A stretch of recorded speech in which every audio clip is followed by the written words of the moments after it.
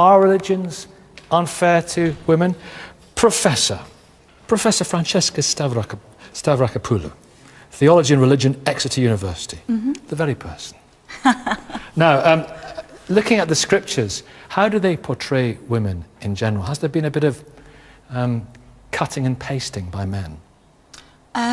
Cutting and pasting, not really. I think the way in which women tend to be portrayed in the scriptures, both Hebrew Bible, Old Testament and New, is that women are always defined in terms of their relationship to men, whether they're a wife, a mother, or a sister, or a daughter. That's always the way in which women are defined. And they're basically seen as, well, women aren't the main targets of the scriptures anyway. The scriptures weren't written for women. They were written by men, for men, about their very male God. So ignored, basically? They are baby machines. They're celebrated in terms of their bringing in new life, you know, perpetuation of the generations. There's probably only one biblical book that really celebrates what it is to be a woman and a sexual being as a woman, and that's the Song of Songs or the Song of Solomon. But even in that text, it's very much written from the point of view of a male writer and the voyeur's gaze looking at this sexy woman. It's quite erotic, that, isn't it? Very erotic. Yeah. But has some of it, when I say cutting and pasting, has some of it being interpreted within patriarchal societies to be even more, you know, male-orientated? Some people argue that we've got conflicting views of what women are supposed to be doing in Christianity. So, for example, some people argue that, according to the Gospels, Jesus was quite pro-women. He had women followers. Some of the earliest church leaders were quite wealthy women. On the other hand, in some of the Pauline writings, some of the letters that St. Paul was supposed to have written, he's not that keen on women. Women shouldn't be talking in church. Women should cover their heads. Women are secondary to their husbands. Yes, I do not permit a woman to teach or have authority over a man. She must be silent. Well, you've broken that already, haven't you? I don't think he'd like me much anyway. Wives, submit to your husband. And all that stuff in Christina Rees, all that stuff in Leviticus about women being unclean. Do you just skip those bits? No, not at all. And that's the tough thing. We can't skip bits, but we have to understand when they were written and who they were written for. And as Francesco said, it was mainly written by men for men. And so what we have to do is use the understanding we have now, because since everything in the Bible, both the Old Testament and the New Testament, was written, we've had the Enlightenment. We now understand reproduction in a different way. So the taboo laws in Leviticus, talking about how women had to be separate and they were literally seen as unclean when they were menstruating and after giving birth, even though the vestiges of that carry on. Do you not find that stuff, and this is your religion, do you not find that stuff incredibly offensive? No, those are the texts. That's the understanding the people had then, and we don't know it all now. But Nikki, what we do know now, we know enough to make the changes that we can, because Paul, he wrote as a good Jewish man in first century Palestine. If Paul were alive and here today, he was absolutely passionate about helping people to understand who Jesus was, who he saw as the Christ, the Messiah. So he'd be different now. If Paul were here in Britain today, he would be scolding the Church of England, my beloved church, that still discriminates against women. And he was saying, our mission, we are in a culture, we don't see women the way we used to see women anymore, as property of their fathers or their husbands. Go out, allow women to be bishops and in. Do you think Paul would be saying all that stuff now? I have to confess, I don't think he probably would. I think he was pretty much... There was no sense of two genders in the ancient world. Women were often seen, particularly in these ancient Jewish and ancient Christian societies, as a deviant form of a man. And I think Paul would find that very hard to let go of. I want you to tell us about Eve. So it was meant to be God ruling people and people ruling creation. And in the fall, you have the serpent tempting and leading Eve, the woman, astray, and then her leading her husband, Adam. It wasn't fault. Adam should have said no. Yeah. He could have said no. Yeah. He chose to follow Eve, and in so doing, he said, I'm better, I know better than God. You believe as God is head of Christ, so man is head of woman. And what about something like a woman prime minister? Might there be problems there as well? So there's no prohibition because the Bible's only referring to marriage and church. But there could be a problem. But there could be a problem because you've got to ask about the dynamic of that relationship, you know, with her husband. When she goes home, if she's been ruling the country, does her husband, is he still head of that marriage? And, But this is where it falls to Nikki, bits. can I bring in We're the whole human beings. Look, we've got 6 angry people over here. We've got plenty of time.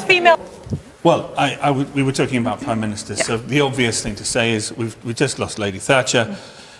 I'd love to have seen you argue with her that she wasn't supposed to be in a position of leadership. I didn't actually say that. I very clearly said that wasn't the case. No, but she said when Lady Thatcher got home, there might have been problems in the marriage. And I said there's no prohibition, there's absolutely no problem. I don't personally have any problem with women holding positions of responsibility, any level. I'm just saying it might potentially cause tensions. If it doesn't for her, then that's brilliant. But when she went to speak to the Church of Scotland, as somebody who'd been raised a Methodist, essentially you would have said, sorry, Prime Minister, you cannot address the Church of Scotland because you're a woman. I don't know about what happened at that meeting. What we're talking about is teaching the Word of God. Anything else? No, your interpretation of the Word. Yeah, It's about church. It's about church and it's about marriage, and that's very clearly what the Bible's talking about.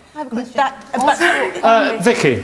Yeah, I wonder, because I would say that your interpretation of male and female roles actually really undersells what the resurrection of Jesus Christ accomplished. My view of it is so much bigger than the view that you're selling. I am a real fan of the verse, and I want to ask you what your interpretation of this. Galatians 3:28 says, there is neither male nor female, Greek nor Jew, slave nor free. The resurrection of Jesus has done away with these old divisions. So for me, I would look at all of the divisions that you're putting up, and I would say, actually, if the resurrection isn't enough to cancel out those barriers, then what has it accomplished? It's a great verse you bring up. Brilliant verse. But it's not, you're twisting its meaning. So actually, that's what verse is talking about. Straightforward. There's no slave or free. It's talking about salvation. Can I just say, Liz, that's not the first time I've heard that phrase on this programme. You're twisting its meaning. So what that passage is talking about is our salvation. In Jesus' death and resurrection, every single person is equally saved. There is no difference in the amount that we're saved. But that doesn't mean that we're no longer different. New Testament writers, particularly Paul, are drawing on that Old Testament image, if you like, and transferring to say that the church is the wife of God. But because it's the wife of God, it has to be obedient. It's all about obedience. Well, St. Tertullian and St. Augustine and St. Thomas Aquinas all said after Eve that women were in some way defective. So those writers. 1 second. I want to bring the rabbi in. I'm feeling You've been out of this. Good morning. Good morning. First of all, Can I ask you something? But we're going to further. Jewish. You're shaking my hand, but you wouldn't shake our female researcher's hand this morning. Why not? That's correct. Why not? That's correct. Why not? Because Judaism sees we don't have a problem with separate roles. There's such a thing called collaborative.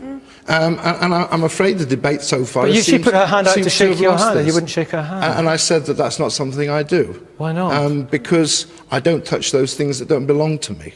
Well, that doesn't belong to you. This is something that this is something which I've been taught from a very young age. Do I belong to you? I respect a woman, and as such, I won't touch her but you don't respect flesh to flesh.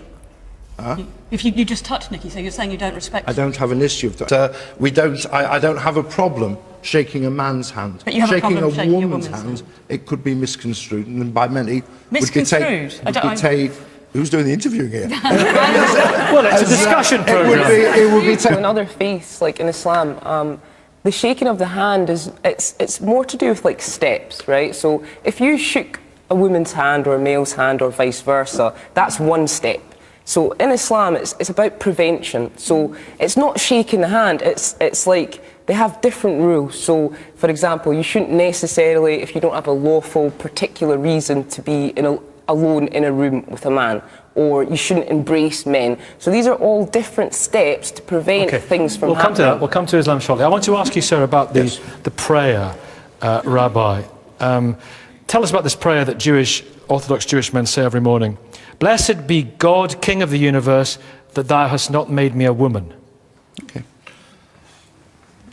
Judaism presents a view of creation, Adam and Eve. Just clear Jewish traditional view of the roles of men and women are as absolute equals and as collaborative equals.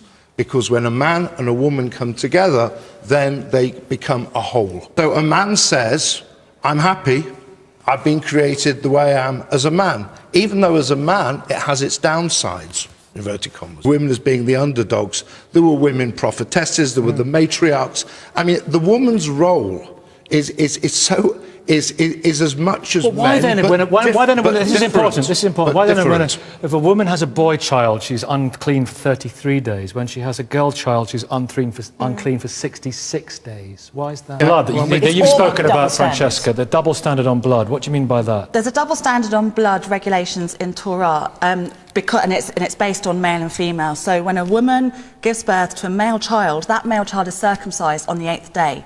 The blood of the circumcised penis, so male circumcision blood, in a way hastens her impurity process. So she's only impure for a shorter amount of time, 33 days. Whereas if she has a female child, there's no penis to circumcise, so therefore she stays impure for longer. What it comes down to is that the blood of animal sacrifice and the blood of the male circumcised penis is pretty much, it's holy. Female blood, whether it's menstruation, whether it's the blood of childbirth, is unholy.